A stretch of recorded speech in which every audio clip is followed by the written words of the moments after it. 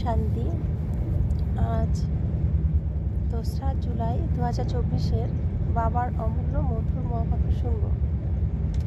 আজকের মুরলিতে বাবা বলেন, মিঠে মিঠে বাচ্চে, তোমরা এখানে স্মরণে থেকে তোমাদের পাপ দগ্ধ করার জন্য এসেছ।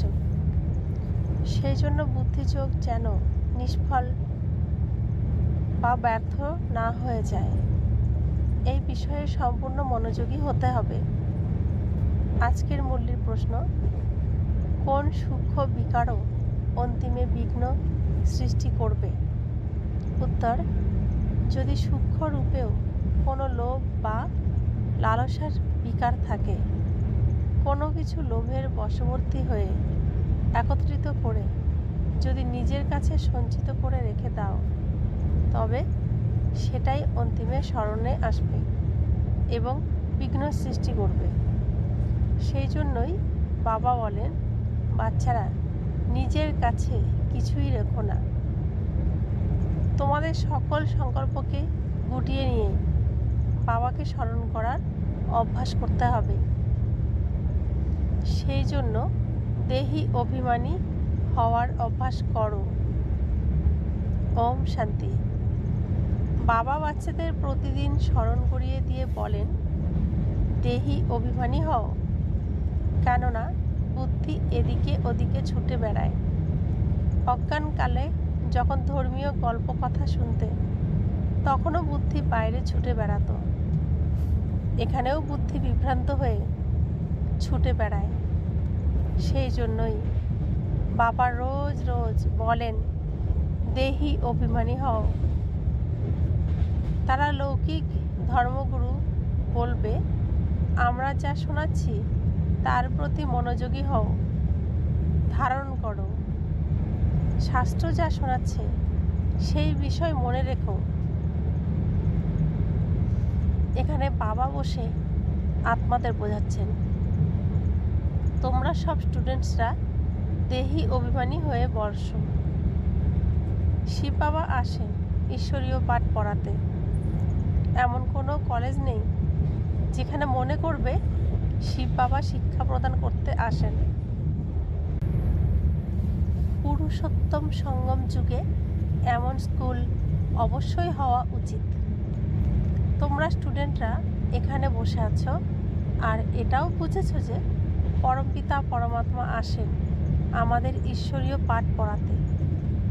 শিব বাবা আমাদের পড়ান।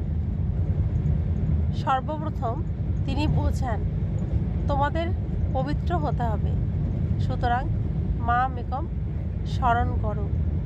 কিন্তু মায়া প্রতি মুহূর্তে ভুল করিয়ে দেয়। সেই জন্যই বাবা সতর্ক করে দেন, কাউকে বোঝাতে হলেও সর্বপ্রথমে ব্যাখ্যা করো যে ভগবান কে। ভগবান তিনি, যিনি পতিত পাবন, দুঃখ হরণকারী, সুখ প্রদানকারী। তিনি কোথায়? ওনাকে তো সবাই স্মরণ করে। যখন কোনো বিপদ আসে তাকে ডাকে আর বলে, হে ভগবান দয়া করো। কারো প্রাণ রক্ষা করতেও বলে ওঠে, হে ভগবান ও গডফাদার, দুঃখ থেকে মুক্তি দাও। দুঃখ তো সবার। এটা নিশ্চিত রূপে জানা আছে যে সত্যযুগকে সুখধাম বলা হয়, কলিযুগকে দুঃখধাম বলা হয়। এটা বাচ্চারা জানে, তবুও মায়া এসে বিস্মৃতি ঘটায়। স্মরণে বসার নিয়মও ড্রামায় আছে, কেননা অনেকেই আছে যারা সারাদিনেও স্মরণ করে না, এক মিনিটও স্মরণ করে না। সেই জন্য তাদের স্মরণ করিয়ে দিতে এখানে বসানো হয়। স্মরণ করার যুক্তি উপায় বলে দিলে ওরাও নিশ্চিত হয়ে যাবে। বাবাকে স্মরণ করার মাধ্যমেই আমাদের শতপ্রধান হতে হবে। শতপ্রধান হওয়ার জন্য বাবা ফার্স্ট ক্লাস রিয়েল যুক্তি বলে দিয়েছেন। পতিত পাবন তো একজনই, তিনি এসে উপায় বলে দেন। এখানে তোমরা বাচ্চারা শান্তিপূর্ণভাবে তখনই বসতে পারো যখন বাবার সাথে যোগযুক্ত হও। যদি বুদ্ধি চোখ এখানে ওখানে ছুটে বেড়ায়, তবে সে শান্ত নেই, অশান্ত হয়ে গেছে। যত সময় বুদ্ধি চোখ এখানে ওখানে ছুটে বেরিয়েছে, সময় নিষ্ফল হয়ে গেছে। কেননা পাপ তো কাটেনি। দুনিয়াতে এও জানে না যে পাপ বিনষ্ট হয় কিভাবে। এ অতি সূক্ষ্ম বিষয়। বাবা বলেন, আমার স্মরণে বসো। যতক্ষণ স্মরণের তার জুড়ে থাকবে, ততটুকু সময় সফল। ক্ষণিকের জন্যও যদি বুদ্ধি এদিকে ওদিকে বিভ্রান্ত হয়, তবে সময় ব্যর্থ হলো, নিষ্ফল হলো। বাবার ডাইরেকশন, বাচ্চারা আমাকে স্মরণ করো। যদি স্মরণ না করো, তবে নিষ্ফল হলে এতে কি হবে? তোমরা শীঘ্র শতপ্রধান হতে পারবে না। তারপর এটাই অভ্যাসে পরিণত হবে, এটাই চলতে থাকবে। আত্মা এই জন্মের পাপকে তো জানে। যতই কেউ বলুক না কেন আমার স্মরণে নেই, কিন্তু বাবা বলেন 3 থেকে 4 বছর বয়স থেকে সব কথা মনে থাকে। প্রারম্ভিক অবস্থায় এত পাপ হয় না যতটা পরে হয়। প্রতিদিন একটু একটু করে ক্রিমিনাল আয় হতে থাকে। ক্রেতাতে 2 কলা হ্রাস পায়। চন্দ্রের 2 কলা কম হতে কতদিন সময় লাগে? ধীরে ধীরে কম হতে থাকে। তারপর আবার 16 কলা সম্পূর্ণ চন্দ্র বলা হয়। সূর্যের জন্য এ কথা বলা হয় না। চন্দ্রের জন্য এই সময়কাল হলো 1 মাসের, আর এ হলো কল্পের বিষয়। প্রতিদিন একটু একটু করে নিচে নামতে থাকে। তারপর আবার স্মরণের যাত্রার দ্বারাই উত্তরণের পথে উঠতে পারে। তারপর তো ওঠার জন্য স্মরণের কোনো প্রয়োজনই পড়ে না। সত্যযুগের পরে আবার নিচে নামতে হবে। সত্যযুগে যদি স্মরণ করে, তবে তো নিচে নামতেই হবে। সত্যযুগে যদি স্মরণ করে, তবে নিচে নামতেই হবে না। ড্রামা অনুসারে নিচে নামতেই হবে, সুতরাং স্মরণও করে না, নিচে নামতেই হবে। তারপর স্মরণ করার উপায়ও বাবা এসে বলে দেন, কেননা উপরে উঠতে হবে। সঙ্গম যুগে এসেই বাবা শোনান যে এবার উত্তরণের কলা শুরু হবে। আমাদের আবারও নিজের সুখধাম ফিরতে হবে।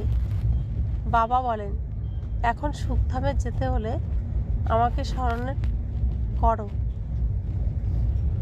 বাবা বলছেন, সুখধামে যেতে হলে একটাই রাস্তা, আমাকে স্মরণ করো। স্মরণের দ্বারাই তোমাদের আত্মা শতপ্রধান হয়ে উঠবে। তোমরা এই দুনিয়া থেকে নিরালা। বৈকুণ্ঠ এই দুনিয়া থেকে সম্পূর্ণ আলাদা। বৈকুণ্ঠ স্বর্গ ছিল, এখন নেই। ওরা কল্পের সময়সীমা দীর্ঘ করে দেওয়ার জন্য ভুলে গেছে। এখন তোমরা শিব বাবার বৈকুণ্ঠকে খুব কাছেই প্রত্যক্ষ করতে পারছ। অল্প সময় বাকি। স্মরণের যাত্রাতেই ঘাটতি থাকার জন্য মনে করে যে এখনো সময় আছে। স্মরণের যাত্রা যত তীব্র হওয়া প্রয়োজন, ততটা হচ্ছে না। তোমরা ড্রামার প্ল্যান অনুসারে ঈশ্বরীয় বার্তা, ঈশ্বরীয় পয়গাম পৌঁছে দাও। কাউকে ঈশ্বরীয় বার্তা পৌঁছে না দেওয়া অর্থাৎ সার্ভিস না করা। সম্পূর্ণ বিশ্বে বার্তা পৌঁছে দিতে হবে যে বাবা বলেছেন মা মেকম স্মরণ করো। যারা গীতা পাঠ করে তারা জানে শাস্ত্র একটাই, গীতা, যার মধ্যে এই মহাবাক্য আছে। কিন্তু গীতার মধ্যে কৃষ্ণ ভগবানুবাচ লিখিত আছে। সুতরাং স্মরণ কাকে করবে? যদিও শিবের ভক্তি করে, কিন্তু যথার্থ জ্ঞান নেই যে শ্রীমতে চলবে। এই সময় তোমরা ঈশ্বরীয় মত প্রাপ্ত করে থাকো। এর আগে ছিল মনুষ্য মত। দুটোর মধ্যে দিন রাতের প্রভেদ। মনুষ্য মত বলে ঈশ্বর সর্বব্যাপী, ঈশ্বরীয় মত বলে না। বাবা বলেন, আমি আসি স্বর্গ স্থাপনা করতে। সুতরাং এটা নিশ্চয়ই নরক। এখানে 5 বিকাররূপী ভূত সবার মধ্যে প্রবেশ করেছে। বিকারী দুনিয়া বলেই তো আমি আসি নির্বিকারী করে তুলতে। যে ঈশ্বরীয় সন্তান হয়েছে তার মধ্যে বিকার তো থাকতেই পারে না। রাবণের 10 মাথা দেখানো হয়েছে। কখনো কেউ বলতে পারবে না যে রাবণের সৃষ্টি হলো নির্বিকারী। তোমরা জানো যে এখন হলো রাবণ রাজ্য। সবার মধ্যে 5 বিকার আছে। সত্যযুগের রামরাজ্য, সেখানে কোনো বিকার নেই। এ সময় মানুষ কত দুঃখী, শরীরে কত কষ্ট। এ হলো দুঃখধাম। সুখধামে তো শারীরিক কষ্ট থাকেই না। এখানে হাসপাতালে ভরে গেছে। একে স্বর্গ বলা মস্ত বড় ভুল। নিজে বুঝে অন্যদেরও বোঝাতে হবে। লৌকিক পড়াশোনা কাউকে বোঝানোর জন্য নয়। পরীক্ষায় উত্তীর্ণ হলেই চাকরি হয়ে যায়। এখানে তো তোমাদের সবাইকে ঈশ্বরীয় বার্তা পৌঁছে দিতে হবে। শুধুমাত্র বাবাই তো আর এই বার্তা পৌঁছে দেবেন না। যে খুব চৌখস হয় তাকে টিচার বলা হয়। কম চৌখস যারা, তাদের স্টুডেন্ট বলা হয়। তোমাদের সবার কাছে বার্তা পৌঁছে দিতে হবে।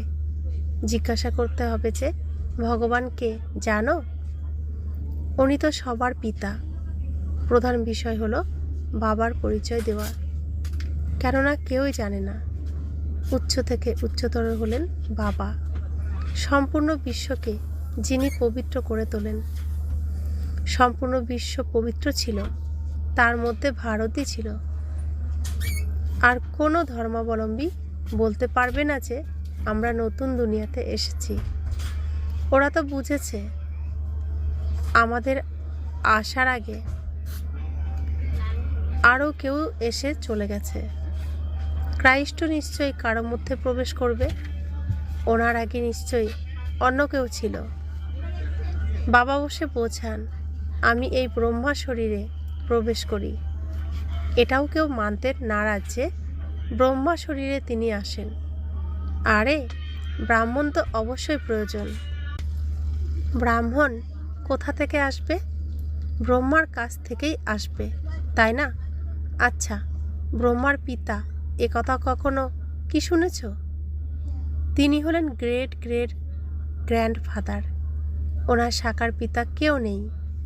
ব্রহ্মার সাকার পিতা কে? কেউ বলতে পারবে না। ব্রহ্মা তো প্রখ্যাত। প্রজাপিতা ব্রহ্মা। যেমন নিরাকার শিব বাবা বলা হয়, ওনার পিতা কে? সাকার প্রজাপিতা ব্রহ্মার পিতা কে বলো? শিব বাবাকে তো অ্যাডপ্ট করা হয় না, ব্রহ্মাকে অ্যাডপ্ট করা হয়। বলা হয় এনাকে ব্রহ্মা বাবাকে শিব বাবা অ্যাডপ্ট করেছেন, বিষ্ণুকে শিব বাবা অ্যাডপ্ট করেছেন, এমনটা বলবে না। এটা তো তোমরা জানো যে ব্রহ্মাই বিষ্ণু হন। বিষ্ণুকে অ্যাডপ্ট করা হয় না। শঙ্করের জন্যও বলা হয়েছে ওনার কোনো পার্ট নেই। ব্রহ্মা থেকে বিষ্ণু, বিষ্ণু থেকে ব্রহ্মা, এটাই 84 জন্মের চক্র। শঙ্কর কোথা থেকে এসেছে? ওনার রচনা কোথায়? বাবারই রচনা। উনি সব আত্মাদের পিতা, আর ব্রহ্মার রচনা সব মনুষ্য। শঙ্করের রচনা কোথায় আছে? শঙ্করের দ্বারা কোনো মনুষ্য দুনিয়া রচিত হয় না। বাবা এসে এই সব বিষয়ে বুঝিয়ে বলেন। তারপরও বাচ্চারা প্রতি মুহূর্তে ভুলে যায়। প্রত্যেকের বুদ্ধি নম্বরের অনুসারে হয়। বুদ্ধি যত তীক্ষ্ণ হবে ততই টিচারের পাঠ ধারণ করতে সক্ষম হবে। এ হলো অসীম জগতের পড়াশোনা। পড়া অনুসারে নাম্বার অনুযায়ী পদ প্রাপ্তি হবে। যদিও এই পাঠ একটাই মানুষ থেকে দেবতা হওয়ার। ভগবান যে পড়াচ্ছেন এই পাঠ একটাই মানুষ থেকে দেবতা হওয়ার, কিন্তু রাজধানী স্থাপন হয় না। এটাও বুদ্ধিতে ধারণা হওয়া উচিত যে আমি কোন পদ প্রাপ্ত করব। রাজা হওয়া তো পরিশ্রমের কাজ। রাজার দাসদাসীরও প্রয়োজন। দাসদাসী কে হবে এটাও তোমরা বুঝতে পারো। নম্বর অনুসারে পুরুষার্থ অনুযায়ী প্রত্যেকেই দাসী পাবে। সুতরাং এমন পড়াশোনা করা উচিত নয় যে জন্ম জন্মান্তর ধরে দাসী হবে। পুরুষার্থ করতে হবে উচ্চ পদ প্রাপ্ত করার জন্য। সুতরাং সত্যিকারের শান্তি রয়েছে বাবার স্মরণে। বিন্দু মাত্র বুদ্ধি এদিক ওদিক হলে সময় ব্যর্থ হবে, উপার্জন হ্রাস পাবে, শতপ্রধান হতে পারবে না।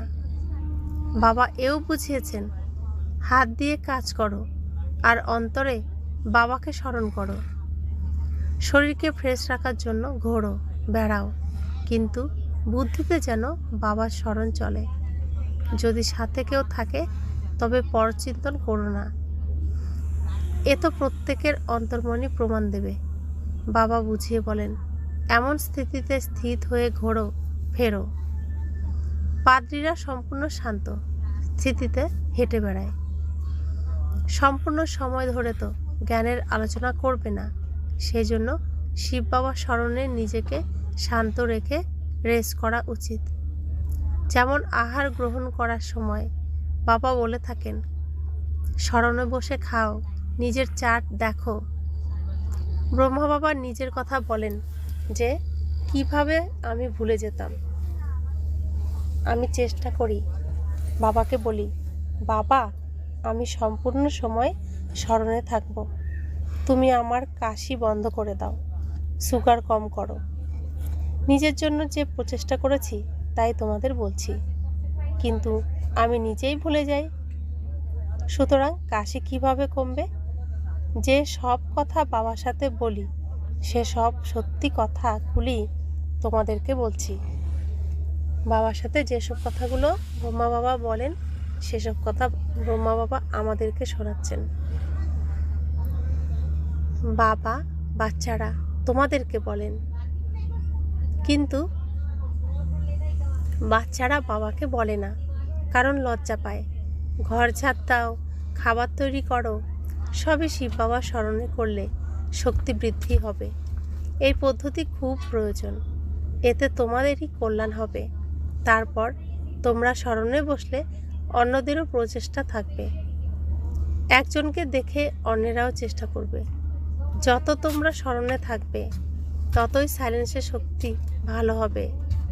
ড্রামা অনুসারে একের প্রভাব অন্যের উপর পড়বে। স্মরণের যাত্রা অত্যন্ত কল্যাণকারী। এর মধ্যে মিথ্যা বলার প্রয়োজন নেই।